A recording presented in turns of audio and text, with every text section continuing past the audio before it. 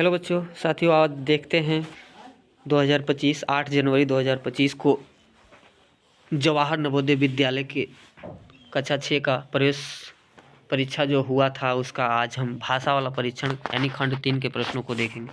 सबसे पहले चलिए हम शुरुआत करते हैं अनुच्छेद 1 से। ठीक है बच्चों, तो एक अनुच्छेद में आपका क्या है कि पुस्तकें मानव प्रयत्नों के सर्वाधिक समय तक रहने वाले उत्पाद हैं। मंदिर खंडहरों के रूप में ढह जाते हैं, चित्र और मूर्तियां क्षय हो जाती हैं, किंतु पुस्तकें जीवित रहती हैं। पुस्तकें जीवित रहती हैं। पुस्तकें महान विचारों को नष्ट नहीं होने देती, जो आज भी उतनी ही ताज़ा हैं जितनी तब थे। ठीक है, जब लेखक के मन में थे ये विचार मुद्रित पृष्ठों के माध्यम से बोलते हैं।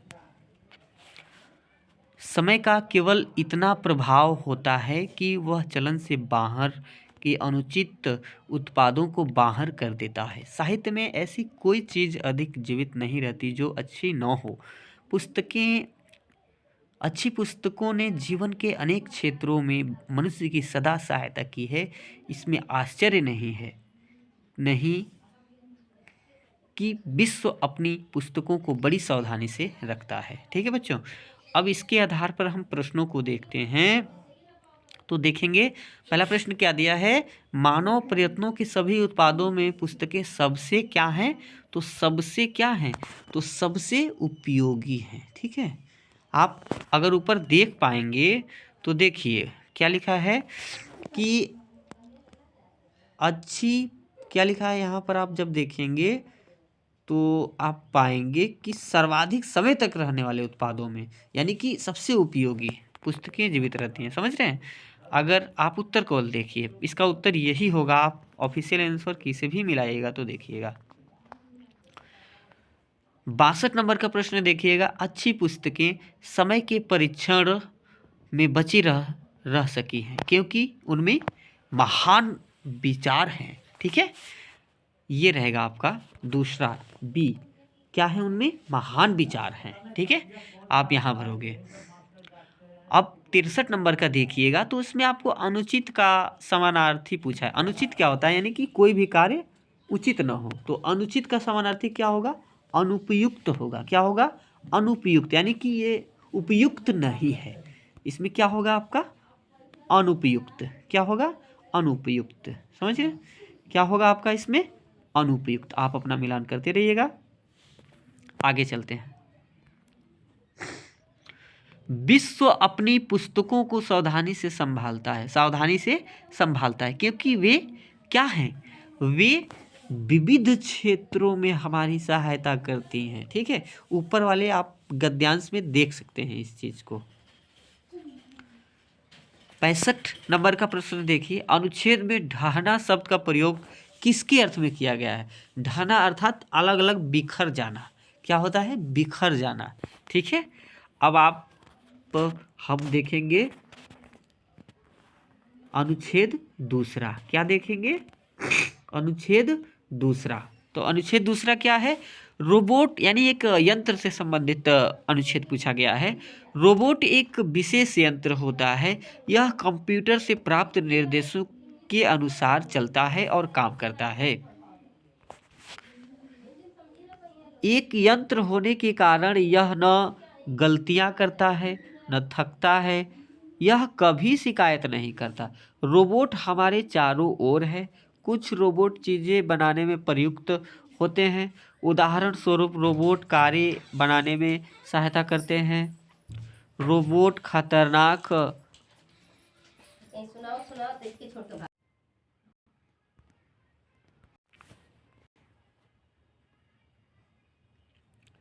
हम लोग यहाँ तक पढ़े थे, फिर से देखते हैं बच्चों।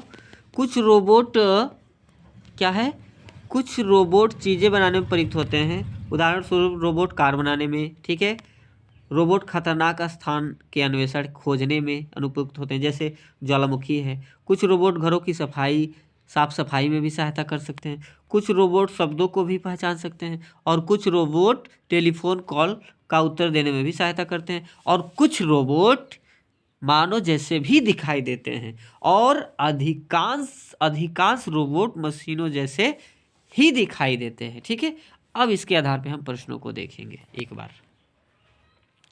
सबसे पहले पूछा है आपका कि थका का समानार्थी शब्द होगा, यानी पर्यायवाची पूछा है। इस थका शब्द का पर्यायवाची पूछा है, समानार्थी यानी कि इससे मिलता जुलता, तो अन्वेषण हो नहीं सकता है। ठीक है, निर्वात होगा नहीं, खतरनाक होगा नहीं, तो इसमें आपका निढाल होगा, कि यानी थका किसके समान है, निढाल।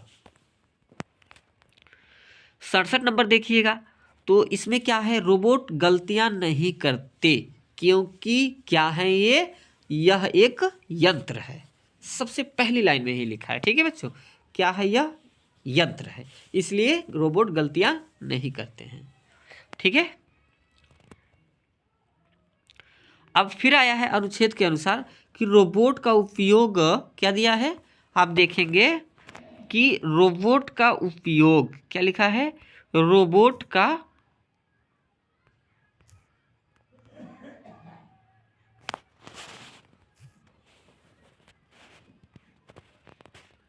क्या लिखा है बच्चों, रोबोट का उपयोग नहीं होता है पूरे गद्यांश के अनुसार। तो आपने देखा, हमने दिखाया भी आपको लाइनिंग कर करके कि घर की सफाई में होता है, टेलीफोन कॉल का उत्तर देने में होता है, कार तक बनाने में होता है, लेकिन बच्चों को पढ़ाने में रोबोट का उपयोग नहीं होता है। ठीक है, तो आपका उत्तर डी होगा। ठीक है, आगे बढ़िए। अब देखिए 69 नंबर का सवाल क्या है कि पूछा है कि इनमें खतरनाक का विपरीतार्थक शब्द यानी कि विलोम शब्द क्या होगा। तो खतरनाक का विलोम शब्द क्या हो सकता है, तो खतरनाक का होगा आपका सुरक्षित स्थान। ठीक है, खतरनाक यानी जो खतरा फैलाए, इसके जगह पर इसका विपरीतार्थक करेंगे तो सुरक्षित होगा। ठीक है, आगे बढ़िए, सुरक्षित। ठीक है, आगे बढ़िए, तो इसमें आपका बी उत्तर होगा, सुरक्षित। 70 नंबर देखिए, रोबोट के बारे में कौन सा कथन सही नहीं है। क्या पूछा है, कौन सा कथन सही नहीं है, तो क्या है, रोबोट, अधिकांश रोबोट यंत्र जैसे दिखाई देते हैं, सही है। रोबोट गलतियां नहीं करते, ये भी सही है। रोबोट बहुत उपयोगी है, ये भी सही है। लेकिन ये जो डी वाला ऑप्शन है ये गलत है आपका, अधिकांश रोबोट मानव जैसे दिखाई देते हैं। तो आपको दिखाते हैं गद्यांश में एक बार इस प्रश्न के लिए। देखिए, कुछ रोबोट मानव जैसे दिखाई देते हैं, लेकिन वहां क्या लिखा है, अधिकांश रोबोट मानव जैसे दिखाई देते हैं, इस वजह से गलत हुआ। ठीक है बच्चों, अच्छा अब हम चलते हैं अनुच्छेद 3 पे। किस पे चलेंगे, अनुच्छेद 3 पे। एक मकड़ी से संबंधित अनुच्छेद दिया हुआ है। लेवल तो कहेंगे बच्चों के इस अवस्था के बालक के लिए प्रश्न नहीं है, जो भी बच्चा 13 से 15 के बीच का है, ये प्रश्न वाकई बच्चों के तार्किक क्षमता को जांचने के लिए होता है। तो अब आप देखेंगे पुनः अनुच्छेद 3 को, क्या दिया है, सभी मकड़ियां जाले बुनती हैं। क्या है, सभी मकड़ियां जाले बुनती हैं। जालों से मकड़ियों को 3 कार्य होते हैं, करने में मदद मिलती है। सबसे पहला क्या है, वे मकड़ियों के अंडे उठाए रखने में, खतरे से छिपने में, भोजन पकड़ने में सहायक होते हैं। 3 चीजें हैं, मकड़ियों के अंडे उठाए रखने में, खतरे से छिपने में और भोजन पकड़ने में सहायक होते हैं। ठीक है, आगे चलिए। अधिकांश मकड़ियां गहरे मटमैले भूरे या काले रंग की होती हैं। कैसी होती है, गहरे मटमैले भूरे या काले रंग की, जबकि मकड़ी के जाले हल्के रंग के सफ़ेद या धुंधले होते हैं। जब मकड़ियाँ अपने जाले में छिपती हैं तो उन्हें देख पाना कठिन होता है। जाले मकड़ियों को भोजन पकड़ने में भी सहायक होते हैं। जाले किस में सहायक होते हैं, तो मकड़ियों को भोजन पकड़ने में सहायक होते हैं। ठीक है, मकड़ी के जाले चिपचिपे होते हैं। मकड़ी के जाले चिपचिपे होते हैं। कोई कीड़ा जाले में आए, मकड़ी के जाले कैसे होते हैं, चिपचिपे होते हैं। कोई कीड़ा जाले में आए तो चिपक जाते हैं, यानी कि फंस जाते हैं। चिपकने का मतलब क्या है? फंस जाते हैं। चिपकना यानी फंस जाते हैं। वह निकलना चाहते हैं पर नहीं निकल सकता। वह फंस जाते हैं, ठीक है। जाले का हिलना अनुभव करके मकड़ियाँ समझ जाती हैं कि कीड़ा फंस चुका है, इसलिए जाले के बिना मकड़ी वैसे नहीं रह पाती जैसे रहती है। सचमुच जाले मकड़ियों के अस्तित्व यानी उनके जीवित रहने, अस्तित्व का मतलब क्या है कि उनके जीवित रहने के लिए जरूरी है, ठीक है। अब हम अनुच्छेद देखेंगे। यह अनुच्छेद किसके बारे में है? तो मकड़ी के जाले का महत्व, इसके बारे में है, क्योंकि सारा कार्य मकड़ी के जाले के द्वारा ही हो रहा है, ठीक है। आगे बढ़िए। 72 नंबर, तो इसमें आपका क्या हो जाएगा? इसमें आपका ए हो जाएगा, ठीक है। 71 का 72 में देखिएगा, मकड़ियों के जालों के बारे में क्या सही नहीं है? नहीं का ध्यान दीजिएगा। वे अंडे पकड़े रहते हैं, सही है। वे भोजन पकड़ते हैं, सही है। वे शत्रुओं से रचानी उनको सुरक्षित रखता है, ये भी सही है। लेकिन जल ढूंढने का काम नहीं करता है जाला, ठीक है। आगे बढ़िएगा। तो 72 का आपका सी होगा। 73 का देखिएगा, फंसा का समानार्थी होगा, आपको अनुच्छेद के अनुसार देना है। तो यहाँ होगा चिपका, क्योंकि चिपक जाते हैं तो वो आके फंस जाते हैं। उस जाले चिपचिपे होते हैं तो उस पर चिपक जाते हैं आके कीड़े, तो वो फंस जाते हैं। तो चिपका होगा फंसा का, ठीक है। ये ध्यान रखिएगा। आगे बढ़िए। मकड़ियाँ, तो आपका 73 का क्या होगा? ए होगा, ठीक है। 73 का ए चिपका होगा, ठीक है। 74 का देखिए, मकड़ियाँ कैसे जान लेती हैं कि उनके जाल में कुछ फंसे हैं? क्यों जान लेती हैं? क्योंकि वो हिलता है, तो वो हिलने के अनुभव करने से जान लेती हैं। क्यों? तो ये आपका सी होगा, 74 का सी होगा। आगे चलिए। 75 का देखिएगा। 75 का देखिएगा, तो 75 का क्या होगा? अनुच्छेद के अंतिम वाक्य में प्रयुक्त अस्तित्व शब्द का भाव है, यानी अस्तित्व मतलब किसी का अस्तित्व होना, यानी कि जीवित रहना। तो क्या होगा? जीवित रहना। क्या होगा? जीवित रहना। इस बात का विशेष ध्यान रखिएगा। तो 75 का आपका ए होगा, ठीक है। अब हम आते हैं आपके आखिरी अनुच्छेद, अर्थात अनुच्छेद 4। तो अनुच्छेद 4 में क्या है बच्चों? तो अनुच्छेद 4 में आप देखेंगे तो ये एक बाँझ से संबंधित है, तो बहुत जल्दी देखेंगे इसको हम। बाँझ को क्या लिखा है कि आपका सुनहरा बाँझ अधिकतर घने भूरे परों और सुनहरे पंखों के कारण सरलता से पहचाना जा सकता है। युवा पक्षियों में मादा नर के समान ही होती है, किंतु प्रायः वह कैसी होती है? बड़ी होती है, ठीक है। कैसी होती है? बड़ी होती है। अच्छा,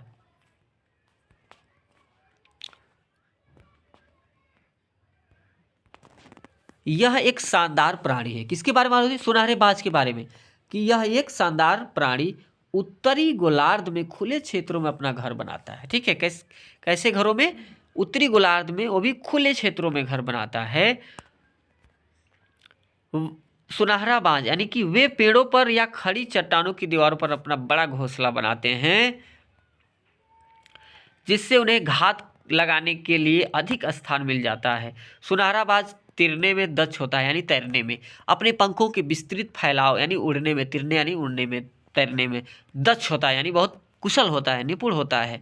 अपने पंखों के विस्तृत फैलाव और गर्म हवा की ऊपरी उठती मात्रा की सहायता से इसे बड़ी देर तक तैरता हुआ देखना बड़ा सुंदर दृश्य होता है। ऊपर उठती हवा इसके लिए महत्वपूर्ण होती है, क्योंकि वह सुनहरे बाज को विशाल ऊंचाइयों तक बिना पंख पकड़ाए उठा सकती है। सुनहरा बाज अधिकतर कैसा होता है?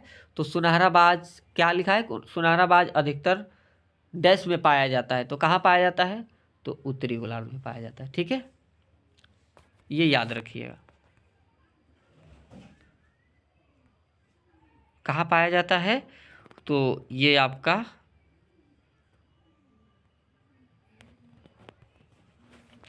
उत्तरी गोलार्ध में पाया जाता है। इस बात का विशेष ध्यान रखेंगे। चलिए, मादा सुनहरे बाज को घने भूरे परों से पहचाना जा सकता है। तो आप यहाँ देखेंगे लिखा है, युवा पक्षियों में मादा नर के समान ही होती है, किंतु प्रायः बड़ी होती है। तो बड़ी तो कहीं लिखा नहीं है, देखिए, मादा सुनहरे बाज को डैश से पहचाना जा सकता है। मादा सुनहरे बाज को डैश से पहचाना जा सकता है बच्चों।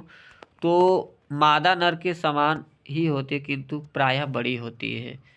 तो मादा नर के समान ही होती है किंतु प्रायः बड़ी होती है। तो बच्चों इसमें आप थोड़ा कर लीजिएगा।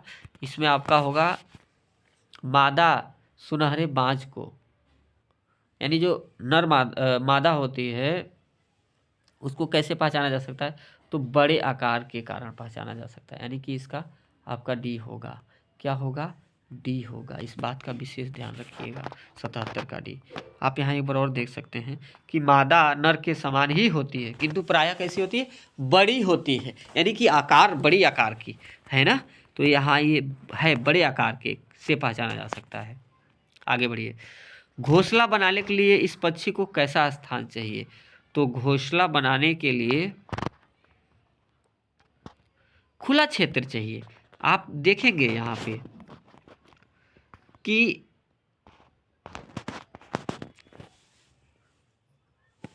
यह शानदार प्राणी उत्तरी गोलार्ध में खुले क्षेत्रों में अपना घर बनाता है। ये पेड़ों या खड़ी चट्टानों की दीवार पर अपना बड़ा घोंसला बनाता है। तो यहाँ आप देखेंगे घोंसला बनाने के लिए इस पक्षी को कैसा स्थान चाहिए? तो खुला क्षेत्र चाहिए। कैसा चाहिए? खुला क्षेत्र चाहिए। कैसा चाहिए? खुला क्षेत्र चाहिए। ठीक है, ठीक है। घोंसला बनाने के लिए इस पक्षी को कैसा स्थान चाहिए? तो खुला स्थान चाहिए। कैसा स्थान चाहिए? खुला क्षेत्र चाहिए। ठीक है, एक बार और देख लेते हैं अगर आपको कंफ्यूजन लगेगा तो। क्या है कि यह शानदार प्राणी उत्तरी गोलार्ध में खुले क्षेत्रों में अपना घर बनाता है। वे पेड़ों पर या खड़ी चट्टानों की दीवारों पर अपना बड़ा घोंसला बनाते हैं। ठीक है, तो क्या है? घोंसला बनाने के लिए इस पक्षी को कैसा स्थान चाहिए? विशाल ऊंचाइयों वाला। ये भी एक देख लेते हैं, लेकिन मेरे हिसाब से बच्चों वे पेड़ों पर या खड़ी चट्टानों की दीवारों पर अपना बड़ा घोंसला बनाता है। बड़ा घोंसला पूछा नहीं है। घोंसला बनाने के लिए इस पक्षी को कैसा स्थान चाहिए? तो भवनों वाला खुला क्षेत्र। इसमें बच्चों आपका हो जाएगा पेड़ों पर या खड़ी चट्टानों की दीवारों पर अपना बड़ा घोंसला बनाता है। तो इसमें आप कर सकते हैं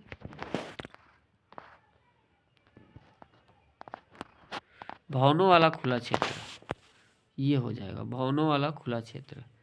ठीक है, इसमें दो संभावनाएं हैं मेरे हिसाब से बच्चों, ए और डी 78 का। ठीक है, फिर भी देखेंगे आंसर क्या आएगा। तो मेरे हिसाब से ये दोनों जाएगा क्योंकि बहुत सिमिलर, बहुत समान ये प्रश्न नज़दीकी विकल्प दे दिए हैं इस वजह से। ठीक है, 79 देखते हैं। शानदार के समान अर्थ वाला शब्द कौन सा है? शानदार के समान अर्थ वाला शब्द कौन सा है? तो शानदार यानी कि भव्य। ठीक है, शानदार यानी कि भव्य। ठीक है, 79 का सी होगा। ठीक है, अब चलिए 80 का देखते हैं। निम्न में से कौन सा शब्द विशाल का विलोम नहीं है? तो देखिए, विशाल यानी कि बहुत बड़ा, तो इसका छोटा होगा, नन्हा भी होगा, और भारहीन। भारहीन मतलब बहुत थोड़ा सा। विस्तृत नहीं होगा क्योंकि विस्तृत विशाल स्वयं में विस्तृत होता है। ठीक है, तो नहीं पूछा था तो विलोम इसका बी होगा, यानी कि 80 का बी। ठीक है, आप हमें कमेंट करें और बताएं ज़रूर कि यह वीडियो कैसी लगी है। अगर कुछ त्रुटि हो तो उसको भी कमेंट में डालें, उस पर हम फिर अगले वीडियो पर आपको शामिल करेंगे, आपके प्रश्नों को उस पर कुछ और मंथन करने के बाद। ठीक है, और ये आज का पेपर था बच्चों, जो भी बच्चे देकर आए हैं 8 जनवरी 2025 को जवाहर नवोदय विद्यालय प्रवेश परीक्षा इस वर्ष का। ठीक है, तो हमने हिंदी भाषा परीक्षण को कंप्लीट किया है 20 प्रश्नों का।